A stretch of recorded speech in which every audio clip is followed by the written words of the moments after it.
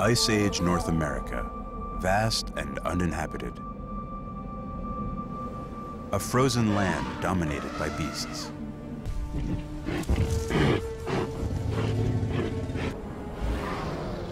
Who first set foot on this empty continent is the greatest mystery in North American archaeology.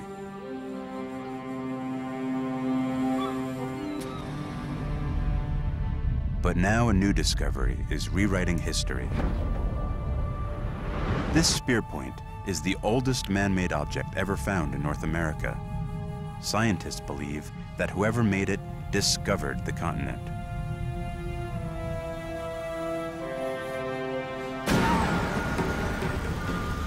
During the worst climate our species ever endured, they set out on an epic journey.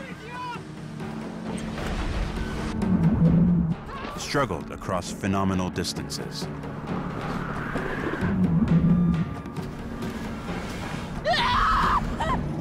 Faced incredible dangers.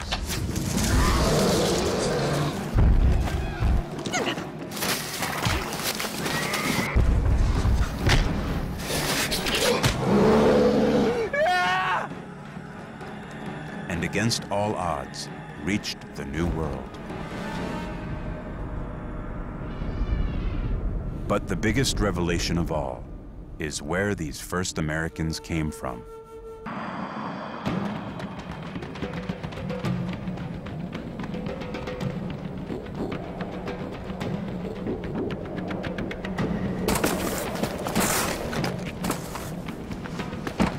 "17,000 years ago, the world is in the grip of the last great ice age. In the south of France, food is scarce. The humans who live here are modern Homo sapiens.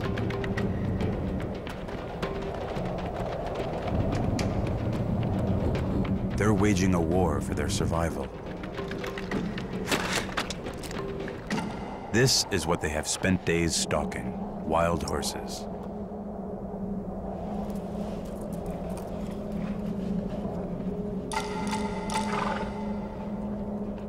They were hoping for more, but the brutal climate is killing off the herds. They can't afford to let them escape.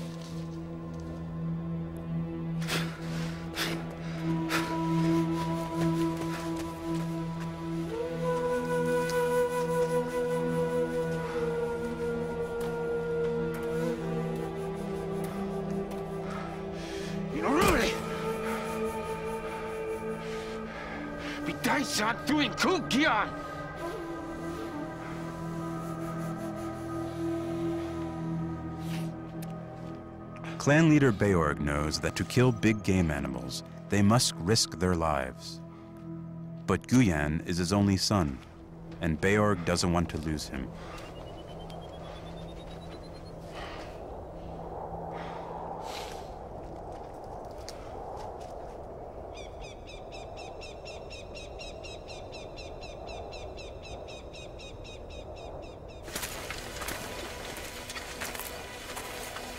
The hunters know that game is scarce, but what they don't know is why. Modern humans evolved 100,000 years ago. These were the worst climate conditions our species ever faced.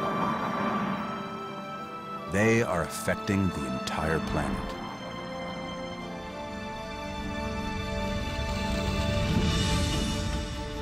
It is the height of the last great ice age. Throughout the Earth's history, thousands of ice ages have frozen the planet. The most recent one was near its peak 17,000 years ago. Permanent ice spread from the poles, swallowing a third of the landmass. Across the northern hemisphere, the continents were crushed under ice over a mile thick. In France, giant glaciers descended from the mountains. Clans of Ice Age humans who had lived here for tens of thousands of years were being fenced into a shrinking land.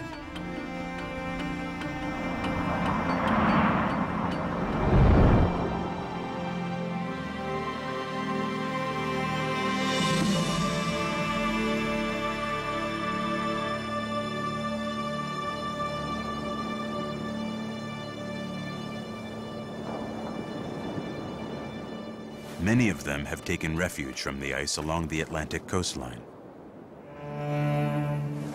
This clan has learned to survive here, eking out a living from the ocean. But the fishing is slow.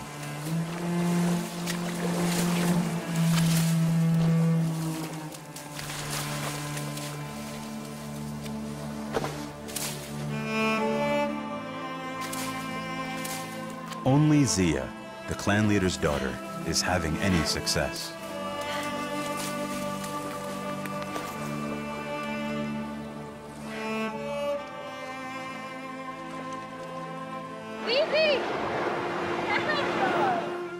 There are 15 people in this clan. Each person plays a part in the group's survival. Their specialized skills transform raw materials into tools. Some make weapons from stone. Others use bone needles to make clothes warm enough to protect them.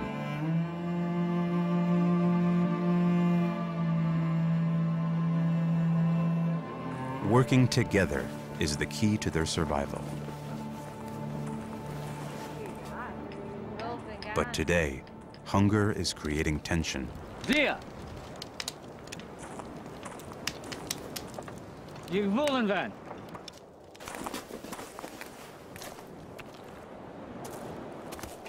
Ik Sabian.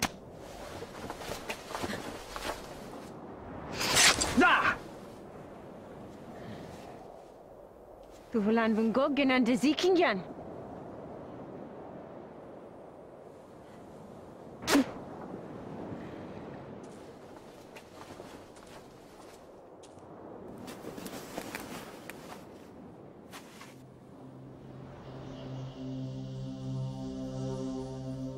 Today, 17,000 years later, only a few tantalizing fragments remain of this clan.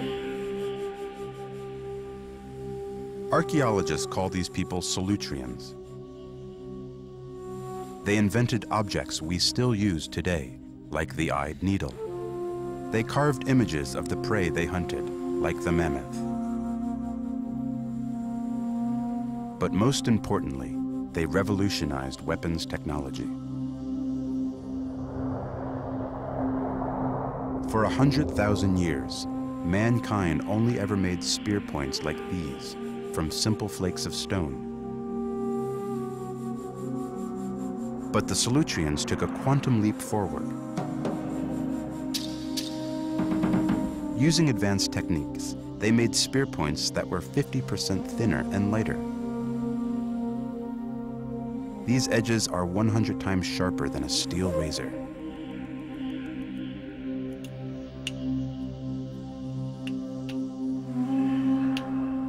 Archaeologist Bruce Bradley has spent 20 years teaching himself how to craft weapons like Solutreans.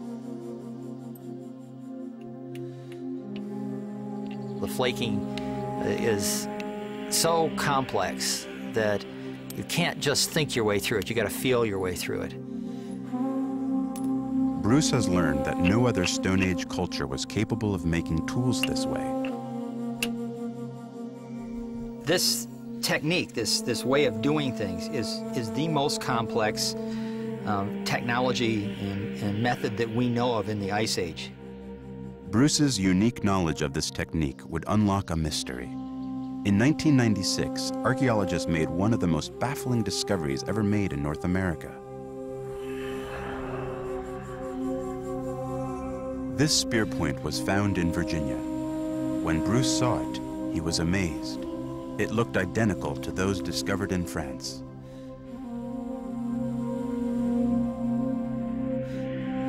Carbon dating showed it was buried 17,000 years ago, when archaeologists believed North America was uninhabited. It was a revelation. Could it indicate the impossible?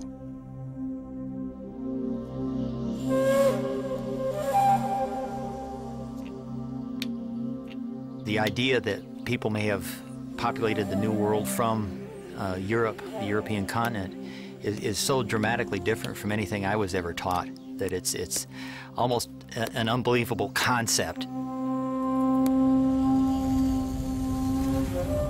For almost a century, scientists have believed that North America wasn't discovered until 12,000 years ago, when people from Asia crossed a land bridge from Russia to Alaska. But what Bruce had seen challenged the accepted theory. It was one of those sort of, no, this can't be, and yet, how can it not be? Because it's there. It's right there in front of us. Had Europeans brought their technology to North America 6,000 years before anyone else? And if they had, the even tougher question facing scientists was, how? To reach North America, they would have to cross the ultimate natural barrier, the Atlantic Ocean. Armed with only Stone Age technology, was this even possible? After days away, the hunters return with only one horse.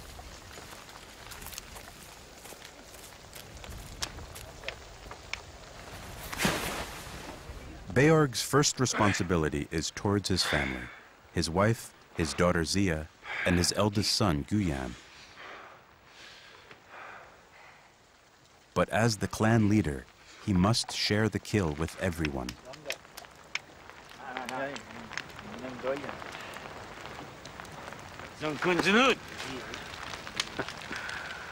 Zo.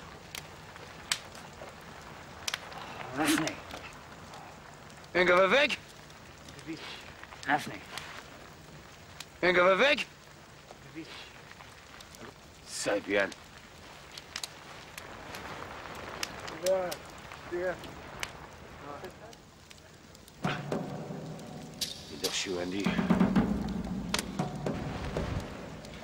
Beorg's clan need to kill more game than this to survive.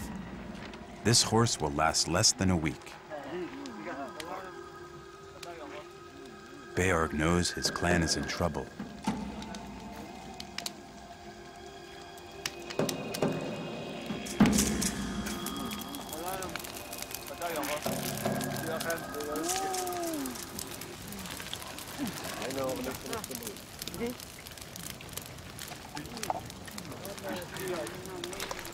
No part of the horse is wasted. By eating brains and eyes, they get vitamins they can't get anywhere else. And in the marrow of the bones, they find the most crucial food of all, fat. It gives them energy and warmth to survive in this freezing climate.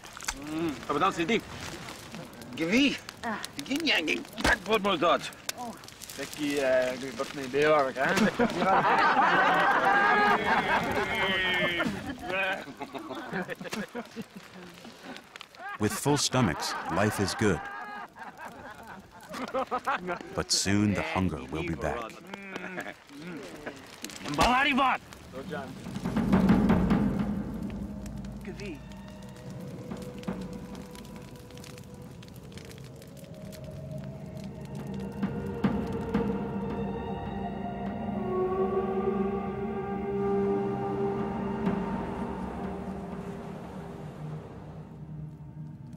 A week later, the horse meat is all but gone. Czekać. Wygianity. Ik Sabien. Gavarithi. Xavier. Ricky!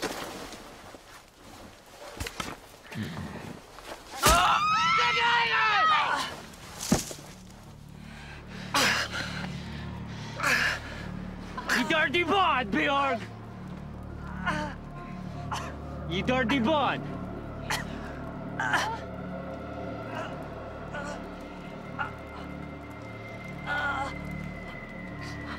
Xavier! Xavier, Bjorg! Xavier!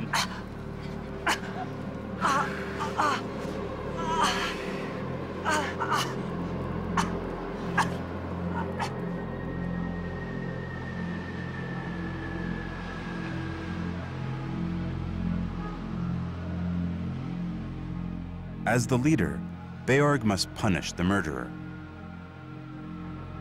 He is also the clan's shaman. He buries his finest spear points as an offering, so that the spirits might guide his decision. It is tradition among all clans to either kill or exile a murderer.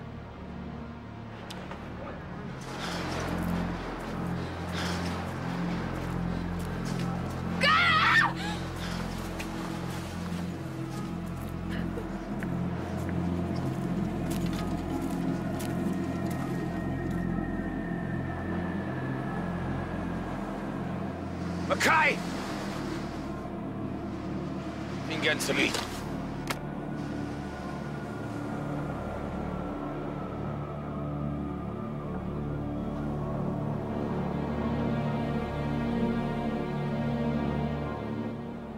The exile knows that he needs the clan to survive. Alone, his chances are slim.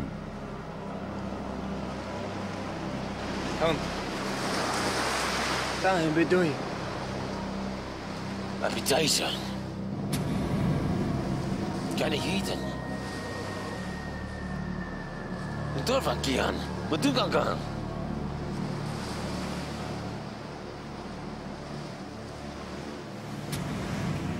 Beorg now must provide a solution to their hunger, or there will be more deaths.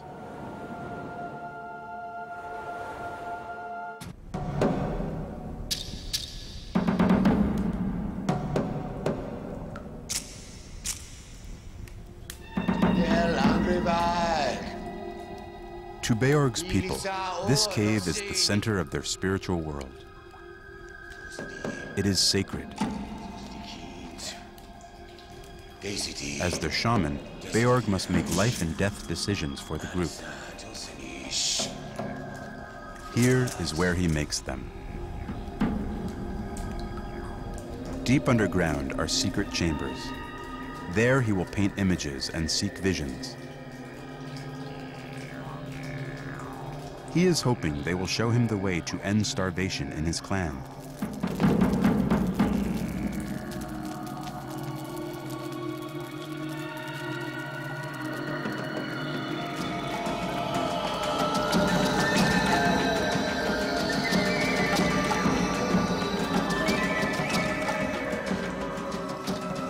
"17,000 years ago, in caves across Spain and France, Ice Age clans left the most amazing record of their culture.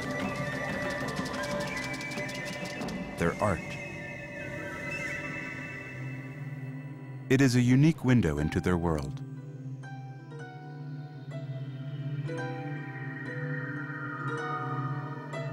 They painted the animals that they depended on to survive. But these images can unlock even deeper mysteries about how the deteriorating climate was changing their lives.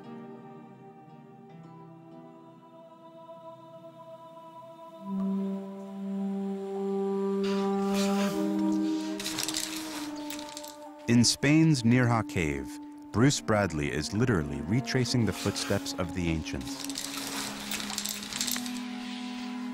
Chambers in this cave could swallow a football stadium.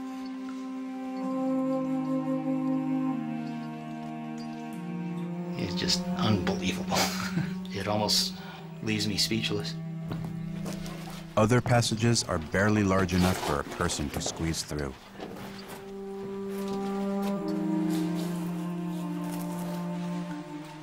But Ice Age people explored this cave with nothing more than candlelight. A day's journey. Bruce has traveled over a mile underground to discover a tiny hidden chamber. Within it, something totally unexpected. Absolutely amazing. Now these are just amazing figures. They're sort of elongated lozenge-shaped things, but they look like they've got fins on the ends, and this is why they've been interpreted as seals, and I think it's a good interpretation. And the fact that it's seals as opposed to horses or deer, I think it's got to be extremely significant. This may be a really good indication that the Slutrian folks were looking to the sea, and more specifically to the edge of the ice, for their sustenance, for their new culture, their new way of living. And this could be an example of how important the Slutrian people considered these animals to be.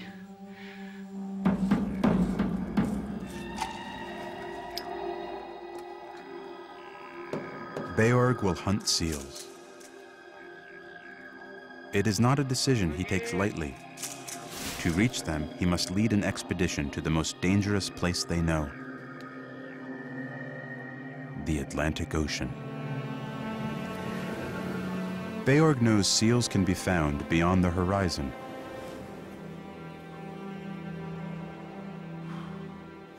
He will take his daughter Zia, his son Guyan, and Guyan's friend Giard. Everyone else will await their return. The younger generation have never been far out in the open ocean before.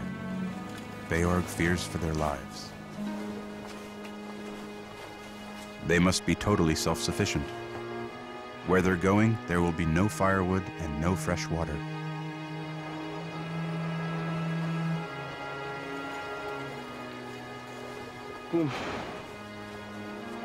Zia's in charge of life support. Without her dried lichen for tinder, there will be no fire.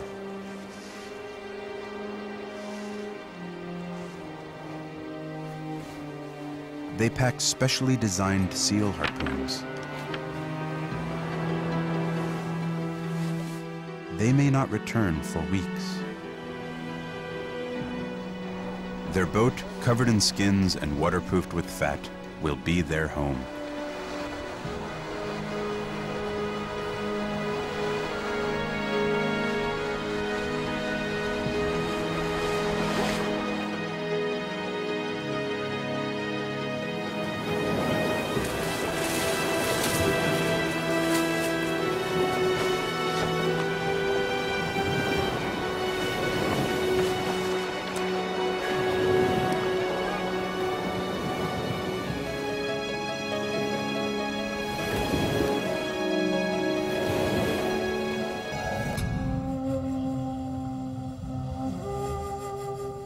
The hunters are pursuing seals.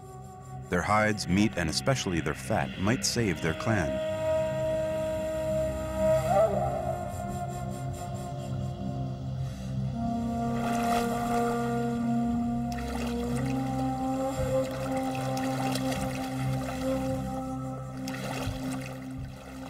But they have good reason to be apprehensive.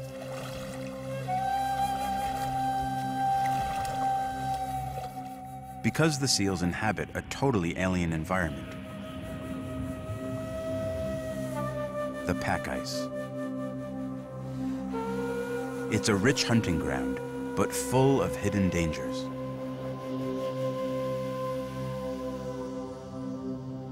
Seals feed and breed amid the ice. They are at home among the powerful freezing currents that run beneath.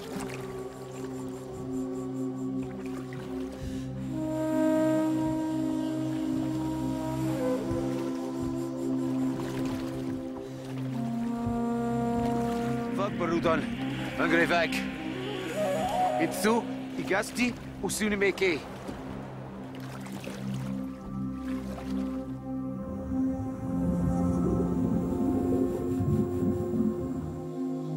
During the last ice age, Arctic conditions reached deep into southern Europe. But scientists had no idea what a dramatic impact this had on the ocean. Until now. We weren't there ourselves. We don't know what it was like, but we believe that we can reconstruct what it must have been like.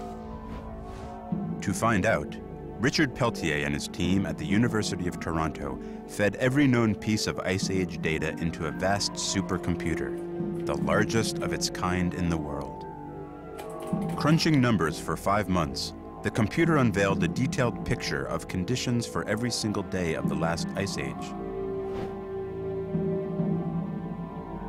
We get a picture of how salty the water was everywhere, at every point in the global ocean, at what the temperature was.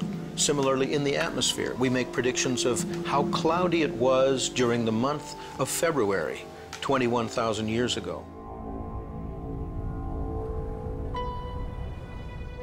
But in the Atlantic Ocean, the data revealed something shocking. Every year in Ice Age Europe, the clan's world was utterly transformed.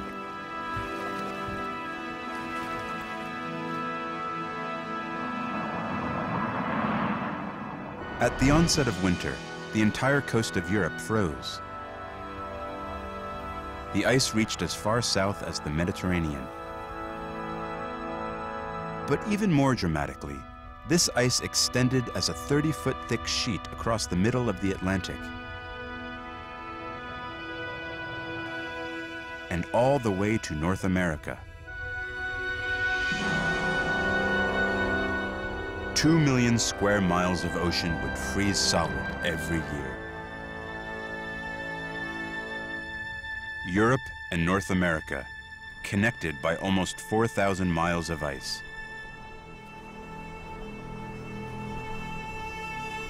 An ice bridge. Could the clan use this to discover America?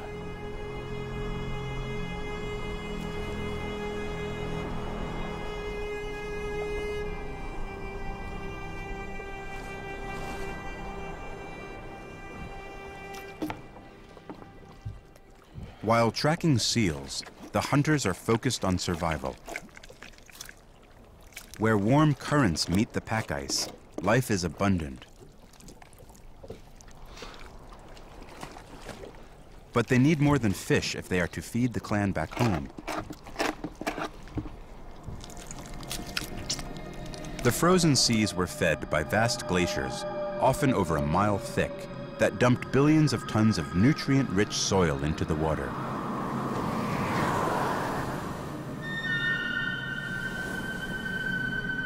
These nutrients were carried under the ice floes, providing the ideal environment for microscopic algae to grow. The algae provided a rich harvest. It supported billions of fish. In turn, this meant populations of birds and seals massively increased. For the hunters who faced starvation on land, the ocean was bountiful. After a week of hard paddling, they are now almost 100 miles off the French coast. They set up a camp on the edge of the ice. Their boat, when flipped over, doubles as a shelter. They set off to hunt. They may need to travel half a day before they find seals.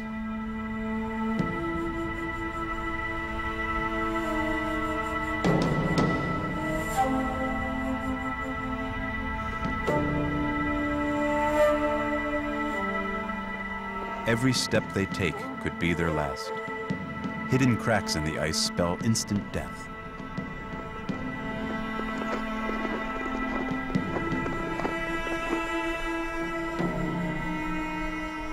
A free-swimming seal is impossible to catch, but Beorg knows another way.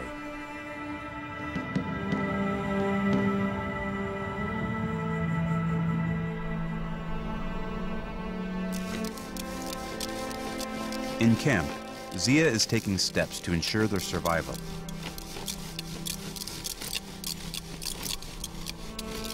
On the ice, there is no firewood, But Zia is prepared. She has lichen for tinder, and she uses animal fat for fuel.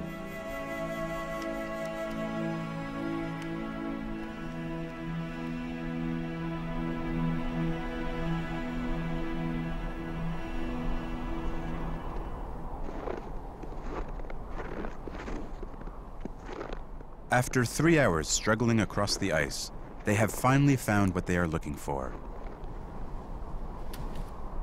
Air holes. Because seals are mammals, they maintain breathing holes to the surface. When they come up for air, they are vulnerable to the hunter's strike.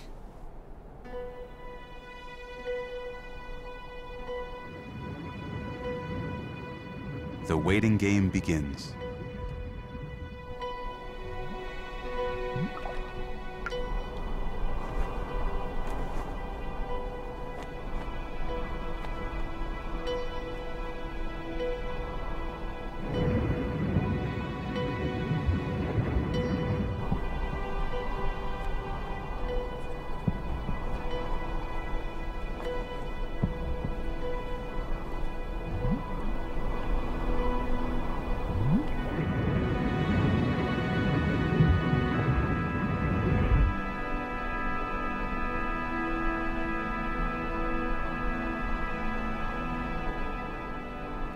The temperature has dropped near zero. But Zia's fire is not for heat. It serves a far more important purpose.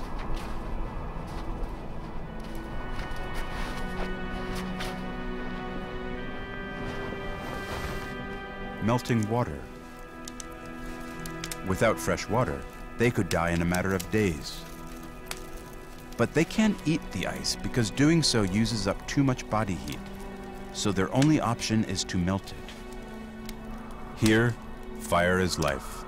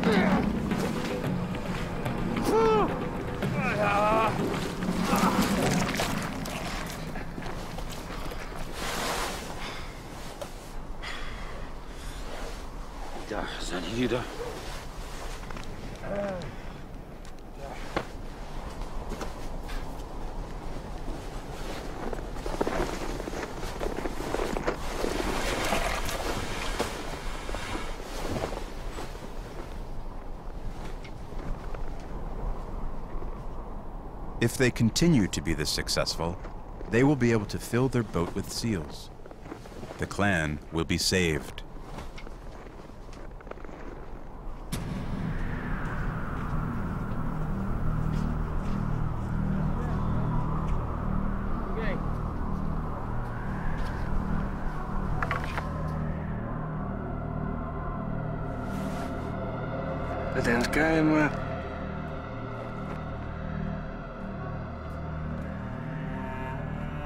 Out here alone, exiles are doomed.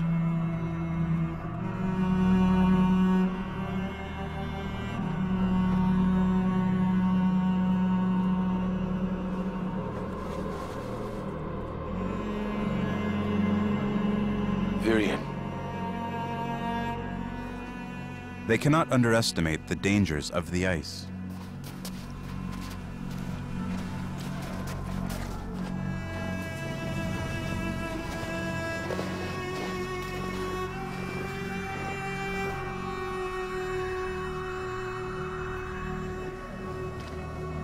Ja, ganz am ihn.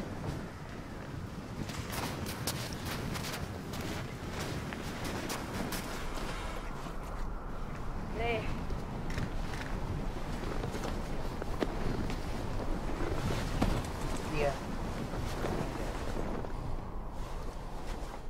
The seal provides them with everything they need. The rich, dense fat is both food and fuel for their fires. Like Zia's coat, the skin of this seal will be sewn into warm clothes. Even the bones will be made into tools. Through the identical dance.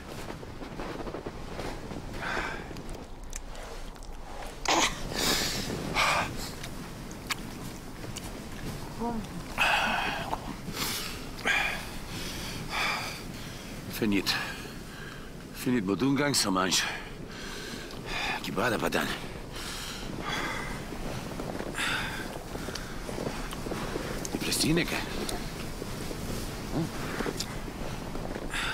Beorg learned his ice survival skills from his forefathers.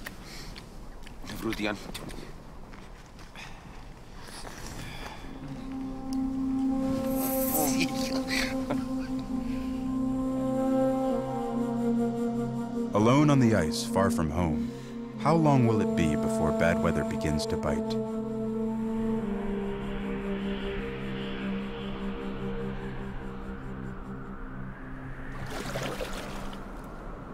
The hunting party needs more seals. But paddling further into unknown waters, they begin to encounter clues from another world. Driftwood has been floating out of the west, from a land they cannot imagine. Witam Zurad Vokanish.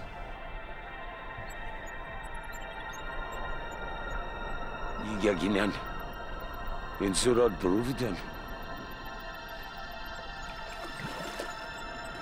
For the hunters steering away from the European coast, this is the first hint that something lies beyond.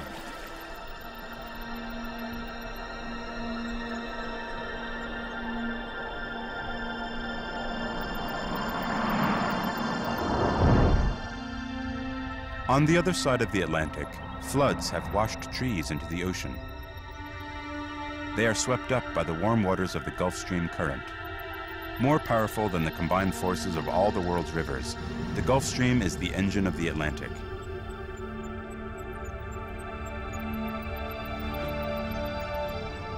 After 2 weeks paddling west away from Europe, they are now almost 400 miles from home.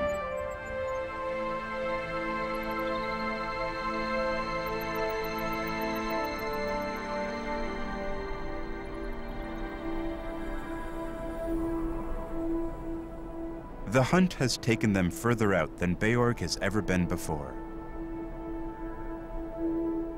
And in the Ice Age, they were able to witness a natural marvel.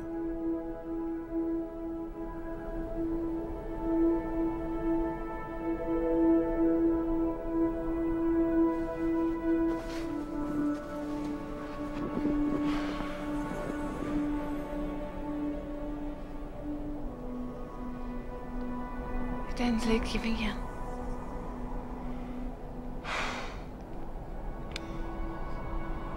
Zadigi.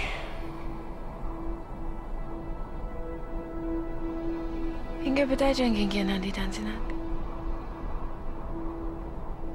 Yikiginyan.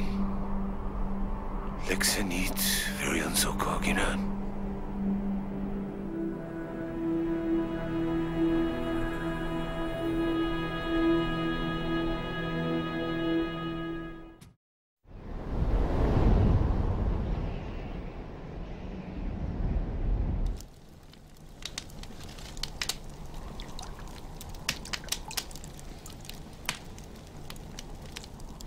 The hunting is going well, but as the only one with experience of the ice, Beorg is concerned they may have ventured too far.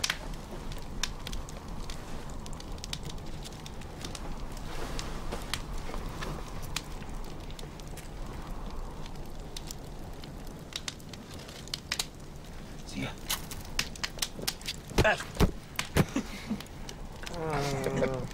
Bavarian!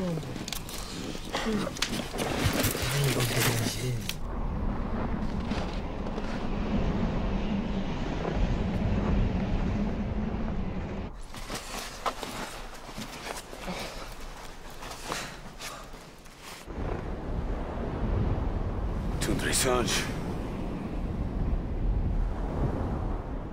With bad weather on the way, Beorg is eager to kill more seals before heading home.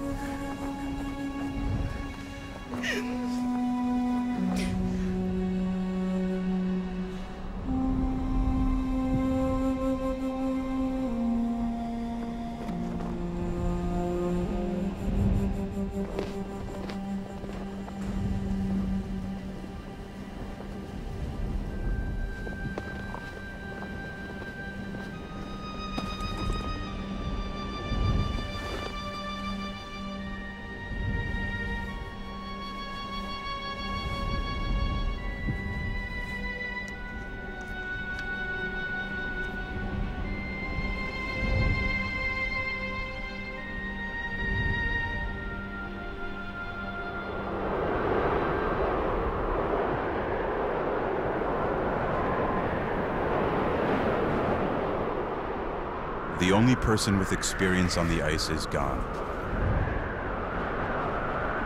Without him, the young hunters face a difficult decision.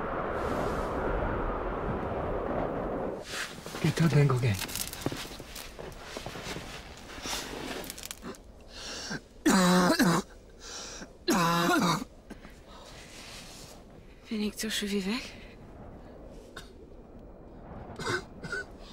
Lekker. Zijani. Gigina. Negongi. Hinga sisi dani di. Ibad skama. Ginidi.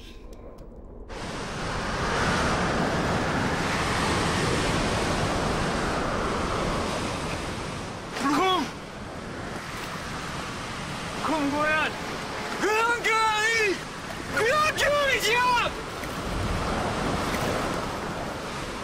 It's impossible to continue in the storm. They must return to the ice sheet and make shelter.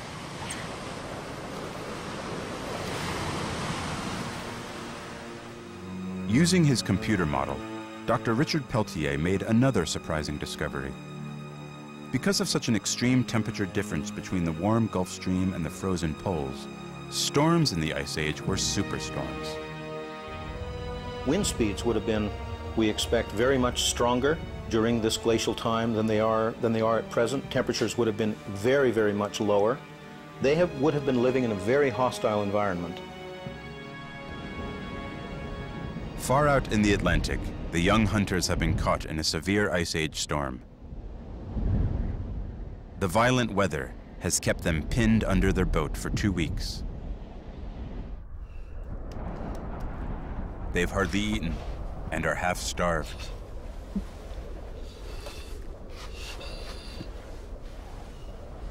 And they are concerned about Giard.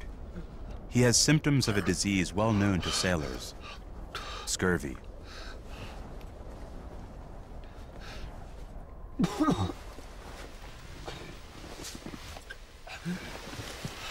Hänga kvar. Rian. Rian.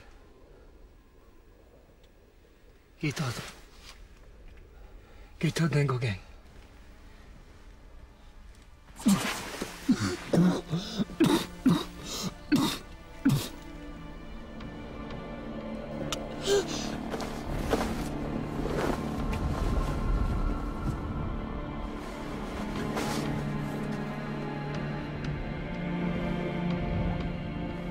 The storm may have slowed, but the group is only now about to discover its effects.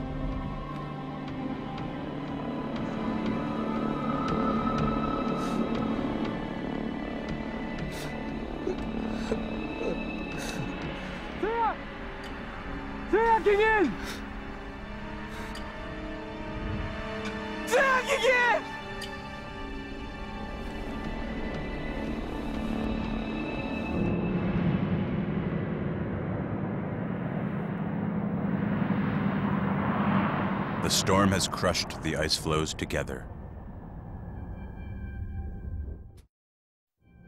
As the summer continues, the ice thins and storms shatter the floe into pieces.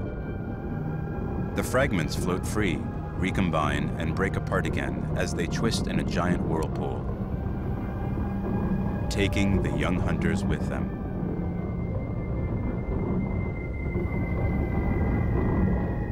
This phenomenon still takes place in Arctic regions today. Broken ice floes are at the mercy of currents, and especially the wind. But where are they going?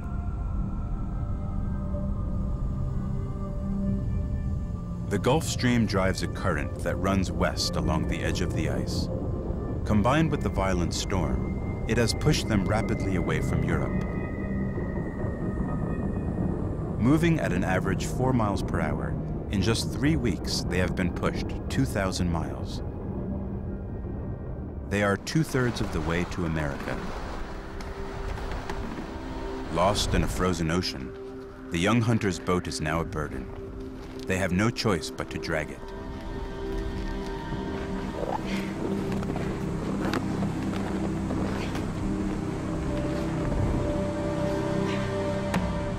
Navigating only by the sun, they head south in the hope of finding open water.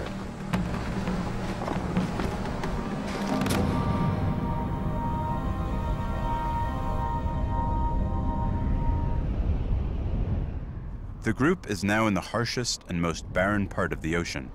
There's nothing to hunt.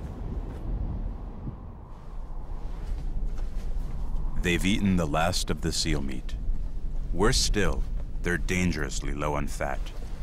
When they run out, they'll be unable to melt water and will die from dehydration.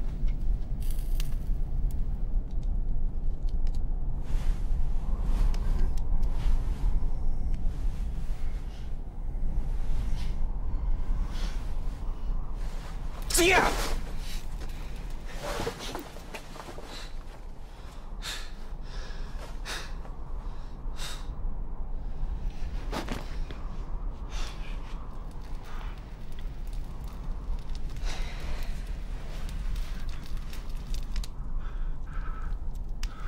Giard's scurvy is severe. Without vitamin C in his diet, his cells are coming unglued. He is slowly bleeding to death within his own skin.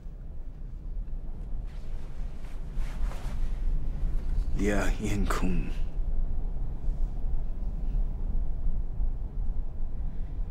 Gently, kid. You think I'm decision too.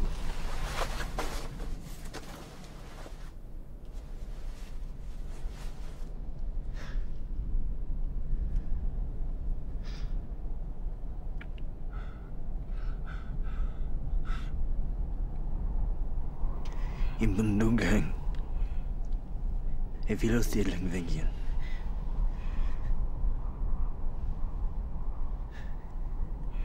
Tia. Tia,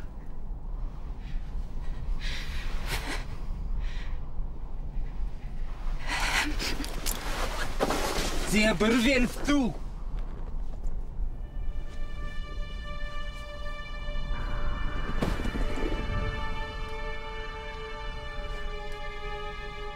The circumstances have left Guyan and Zia with few options.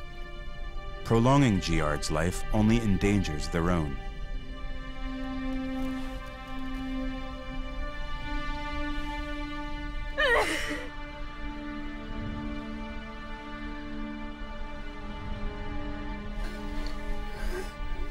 But Giard's blood and even his flesh could provide them with nourishment.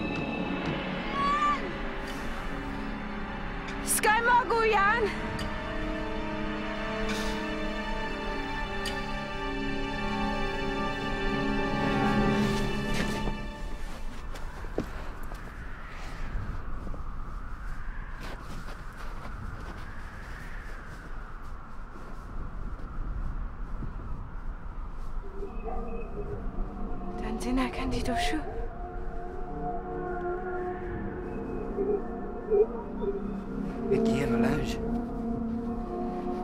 Engaguenge. Porfirio. Giard Aldo and Badaijan.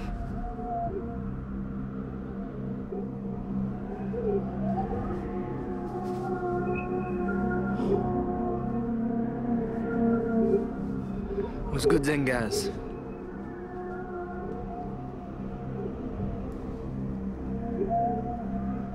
Lakat the dance finye, Grigian. Indian.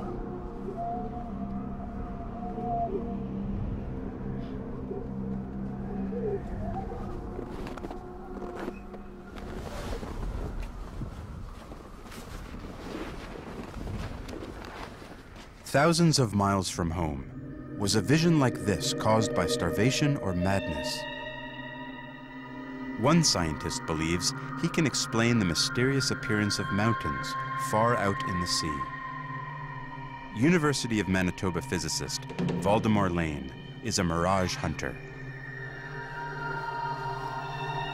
He searches for these strange phenomena in the Canadian Arctic.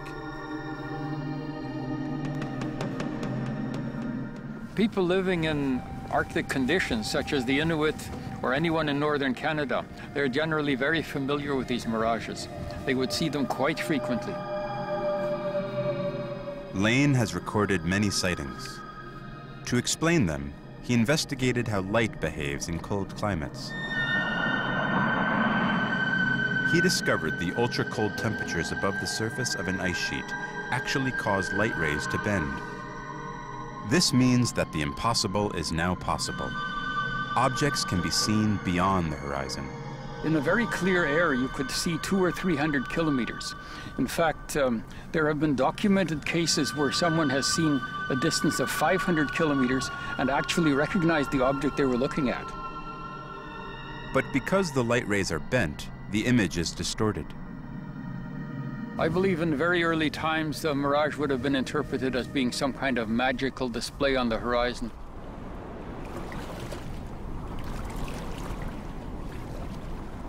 The hunters finally have hope of reaching land, but they have no way of knowing what the land is or if they'll survive long enough to get there.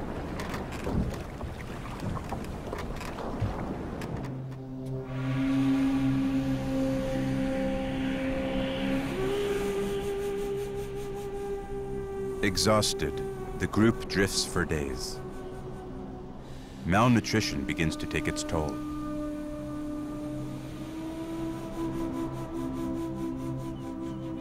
But carried by the ocean currents, they are about to make a great discovery.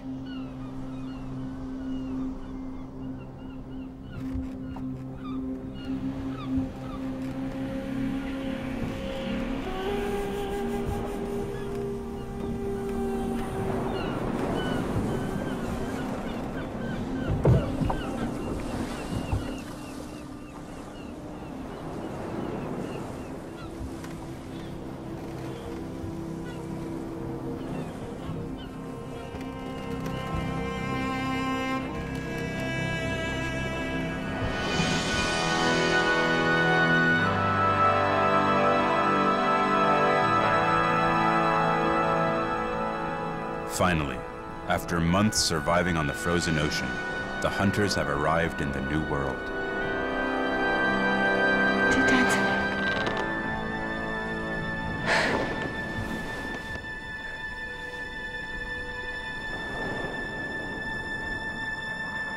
But where exactly are they?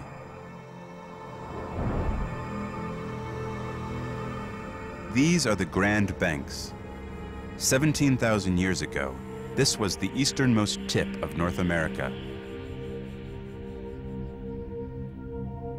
Today, these islands are submerged because when the Ice Age ended, billions of gallons of ice in the polar caps melted.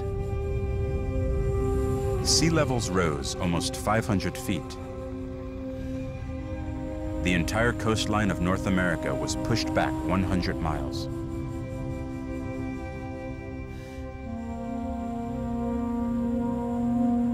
But for the hunters, the Grand Banks were a gateway to the New World.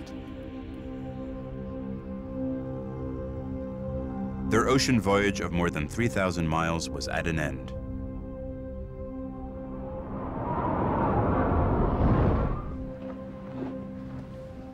But their discovery of the New World had just begun.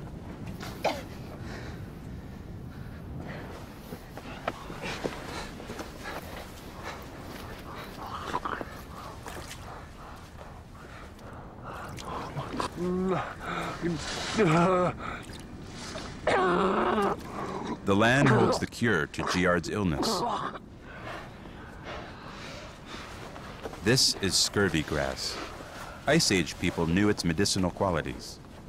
The stems are rich in vitamin C, exactly what Giard's body so desperately needs.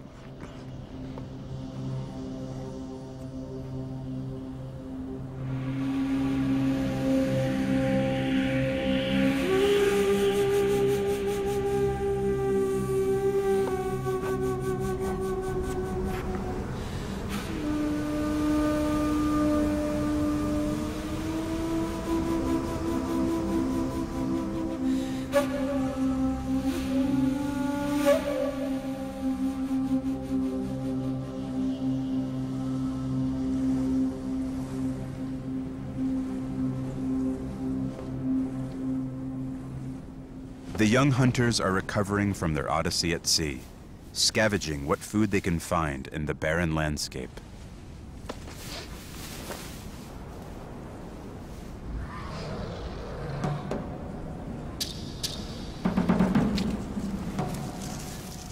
Guyan! Jan! Willi dit. Ik ska med Willi dit.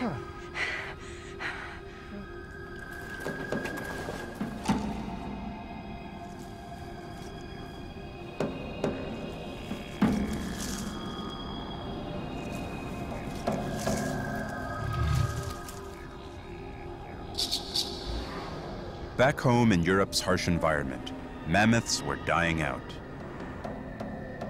But in North America, the mammoth thrived, feeding off extensive grasslands. Such a beast was more than just a windfall supply of meat and hide. It was the ultimate hunting challenge.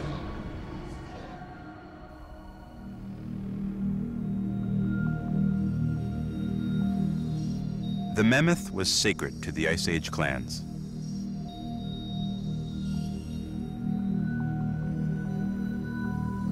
Of all the land mammals living at that time, the mammoth was the largest.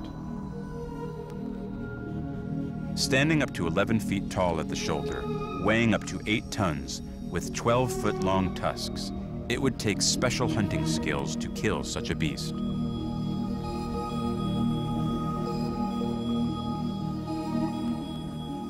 You just hit a mammoth with everything you have, and you don't kill it, you wound it. And you follow it for days until it finally dies, and then you dispatch it. The young hunters are eager to try and kill a mammoth, but they have a serious problem. Their seal harpoons are useless against such a large animal. They need spears with razor-sharp points, but they don't have the right stone to make them.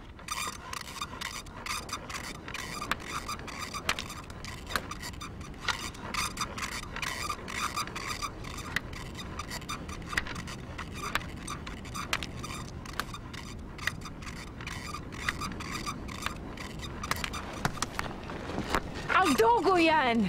Kijk eens aan. Wil je dit weer iets, Vuvig? Die sarang skami ang gargat. Igen gini. Tenga. Dozud. Slabut.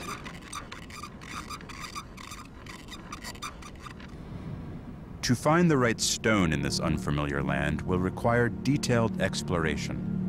In the Ice Age, people traveled hundreds of miles to quarry the best rock. The newcomers have no choice but to journey into the unknown. But are they up to it?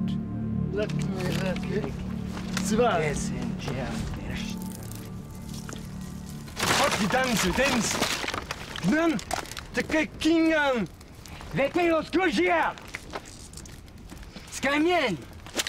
Die wat genannt, evidens. De kingan gektikke. Slabot gesh. Skamian, ja, skamian.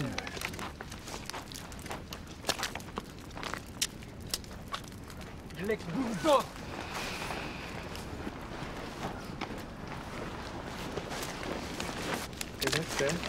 Siva ik. De kingan, ja. Kingan.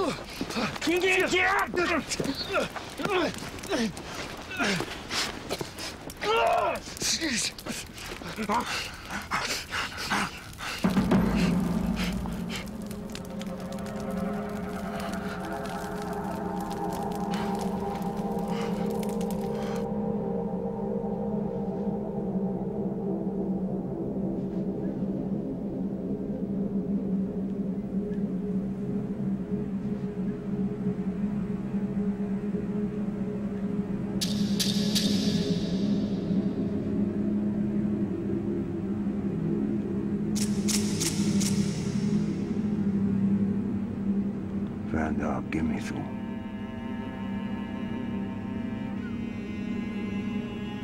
See ya.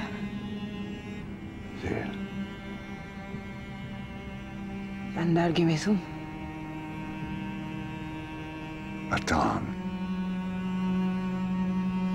Bikdue.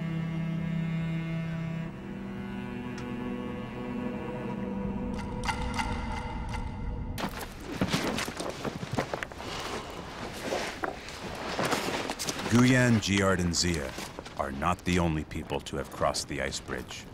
They have been captured by exiles who have banded together.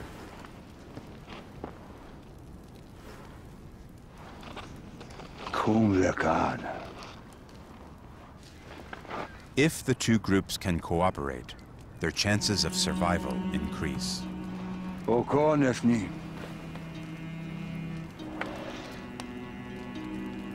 It's a mensch wegen me.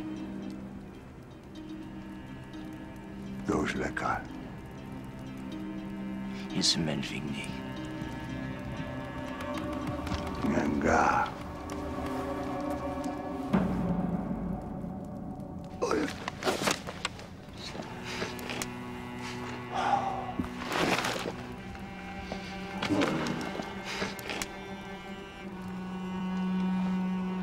Those lekar.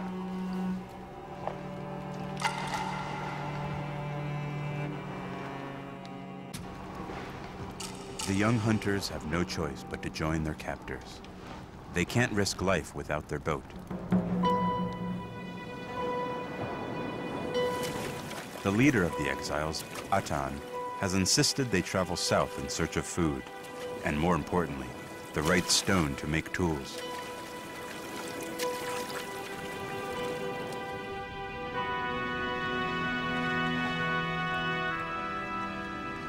There are increasing signs that the New World is very different from Europe.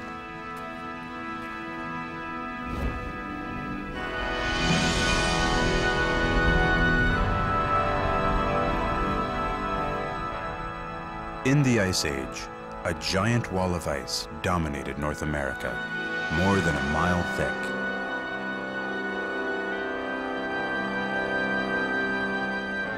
At the foot of the ice were great open grasslands. Grazing on these grasslands were creatures new to the clan, and others in numbers greater than they could imagine.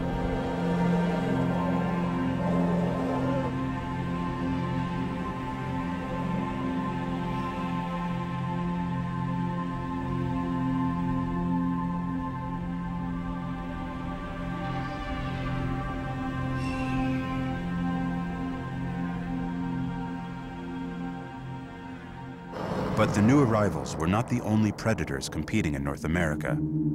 The saber-toothed tiger weighed twice as much as a modern-day lion and boasted front fangs more than 6 inches long. It could easily kill prey twice its size.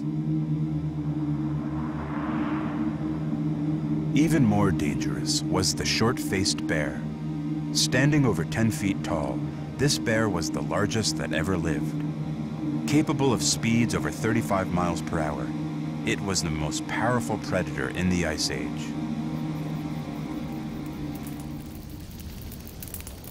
Verklak, Bayan Neid. Als goed, merk ak, Goan, Vigne, Gerat Emblad. The exiles were seal hunting when they were caught on ice floes that carried them west. But unlike their captives, they have no reason to return home. Privat, Kum, Bidajan, Vigne Gengian, Suvik.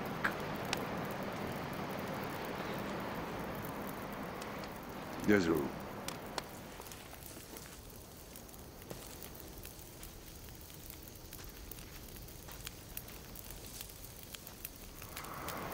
June Yad. Yada Vreket. Yada Vreket, huh?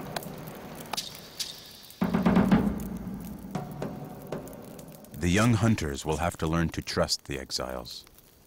Alone, they won't survive.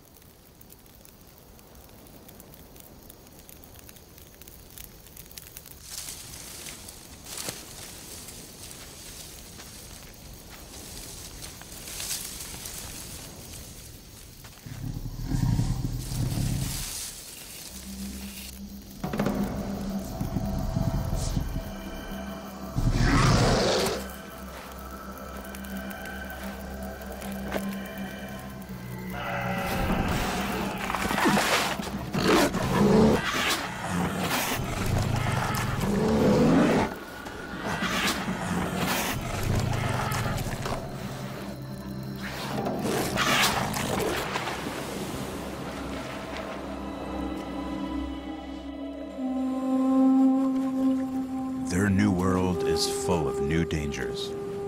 If they are to survive here, they must fend off attackers.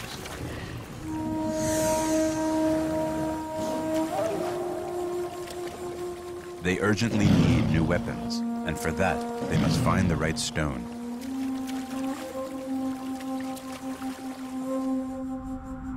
Stashing their boat, they head south away from the ice. They follow a river inland in search of exposed rocks.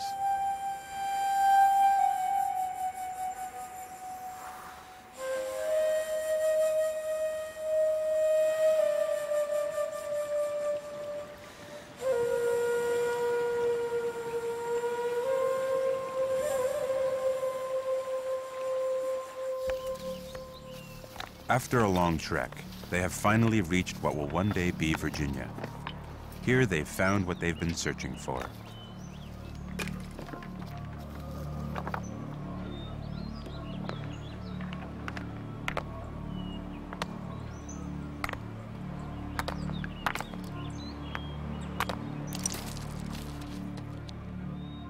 "17,000 years from now, archaeologists will find this spear point. It is the earliest evidence of humans in North America.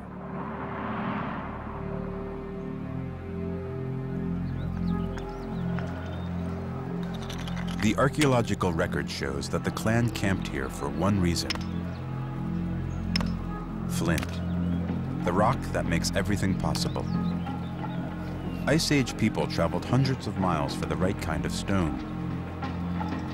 They can shape it into knives, scrapers, any kind of tool. Giard's spear point is sharper than a surgeon's scalpel. It can penetrate the thickest hides. Cool. It is time to find their prey.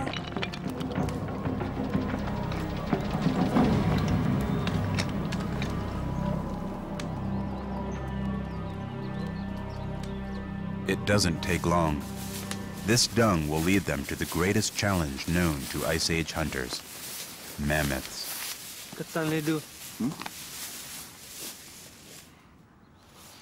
Dosho. Ungangan Zangas. Kiankishan.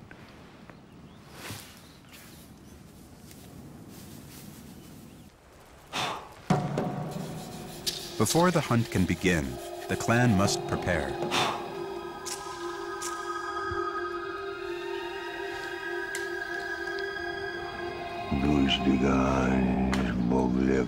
They will use special spear points, but these are not meant for killing.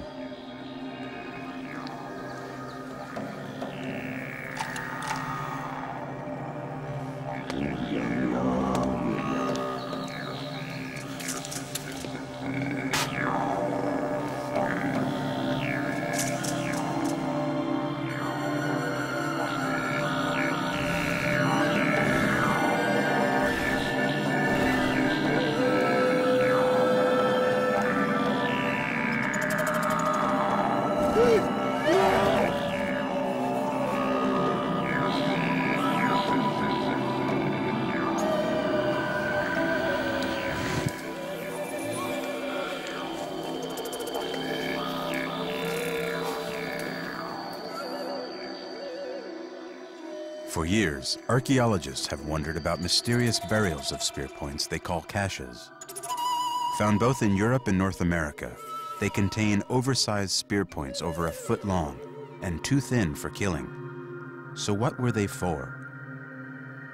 Those are extraordinary pieces of work. They're masterpieces of work. The fact that these tend to be really oversized pieces that don't look like they were designed for use, I think personally argues more for some kind of offering. So there's a whole different sort of philosophical worldview being expressed by this material. I think it's something that sets them aside intellectually.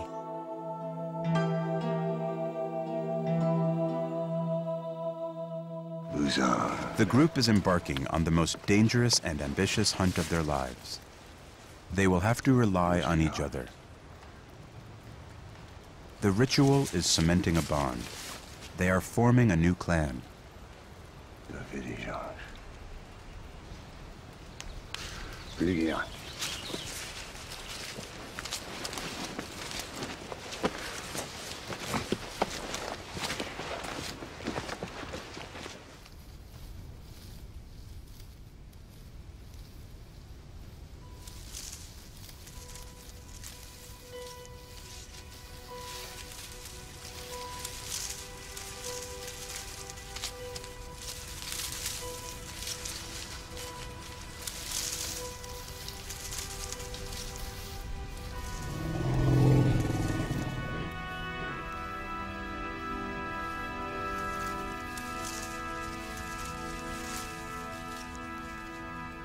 Tata.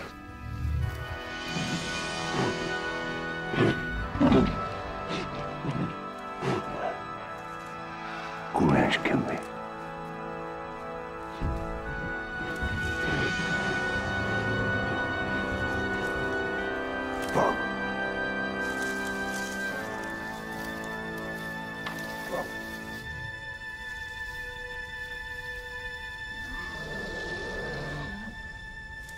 Their plan must be precise.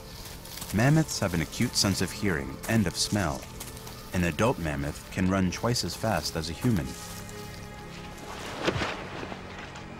Ag, Zot, Mopley, Levig, Gian, Yard, Malvik, Geke Amra, Desirizage. Gian.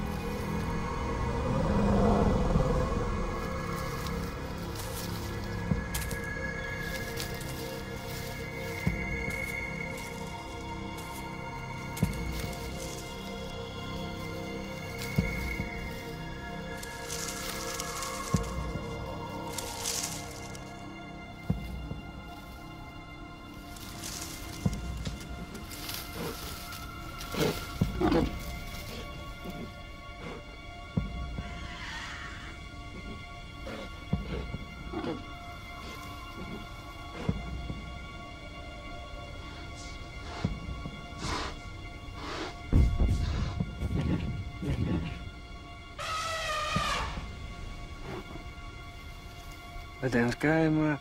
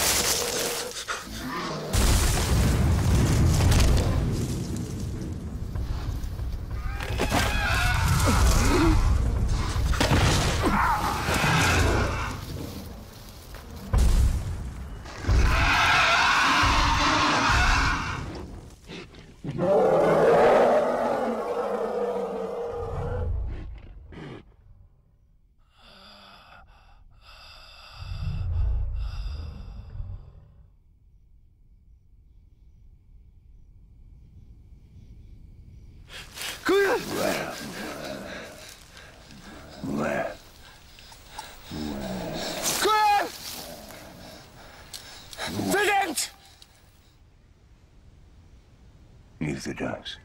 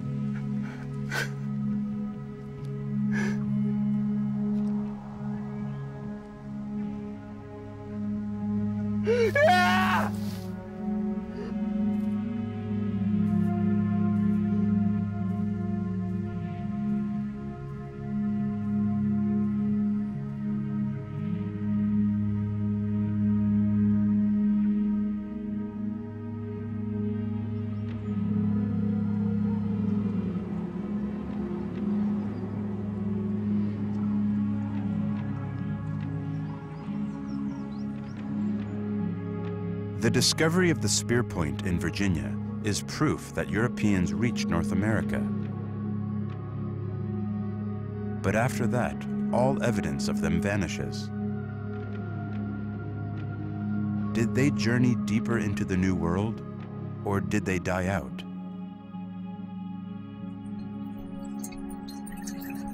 The answer may have been found in a new and rapidly expanding science, the study of human DNA.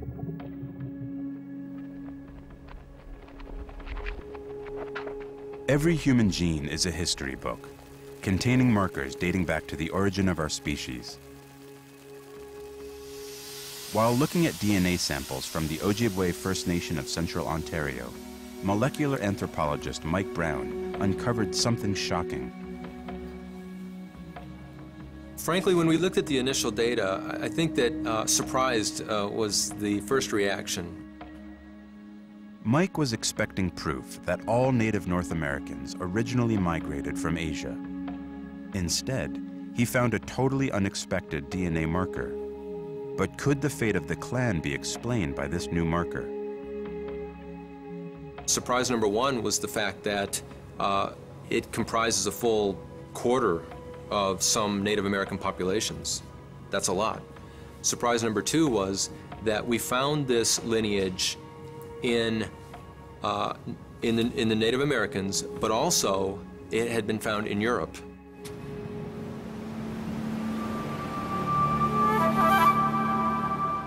The evidence meant something extraordinary. The story of the European hunters did not end in Virginia. They must have survived, but how?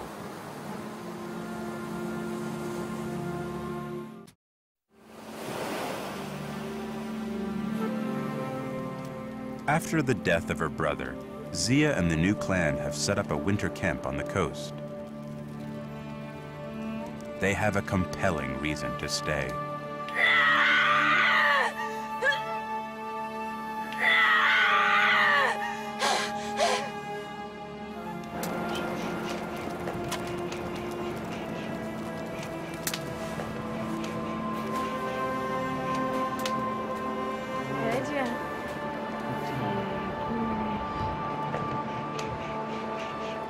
Zia and Giard's daughter may truly be the first North American.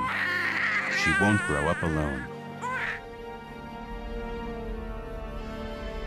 3,000 miles away, on the far side of the Atlantic, the remaining clans still look to the sea for their survival. The ice bridge is still open. In time, others can cross.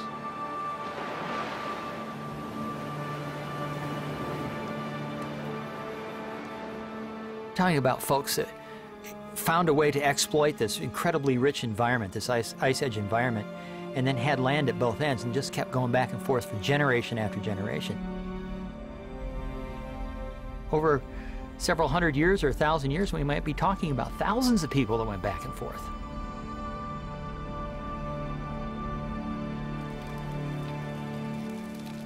"6,000 years later, these are Zia and Giard's descendants.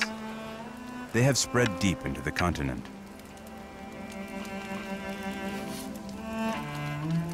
The Ice Age is over. The ice bridge has now melted. But as one highway closes, another opens. In the Yukon and the Northwest Territories, melting ice has exposed a land bridge to Asia. New people can now enter North America.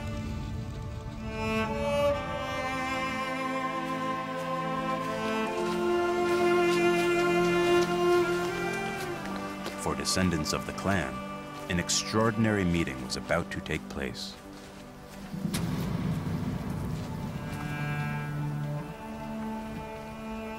I think that encounter would have been a very interesting thing to witness. They probably had completely different languages, they were totally unfamiliar with each other. And that encounter, I think, would be something to behold.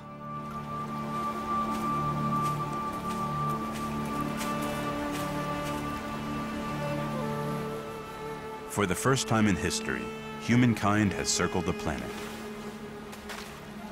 People from Europe and people from Asia will now forge a new civilization, the native peoples of the New World.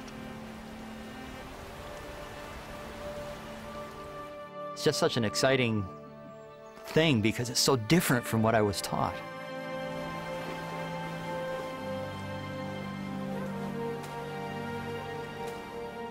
It gives us a whole new way to think about how the entire human race spread around the world.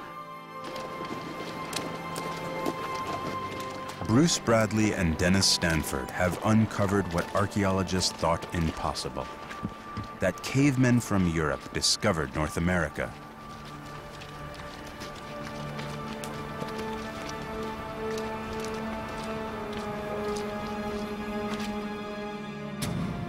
This stone spear point is rewriting the story of a continent. It reveals the first Americans made an epic journey that changed the course of history.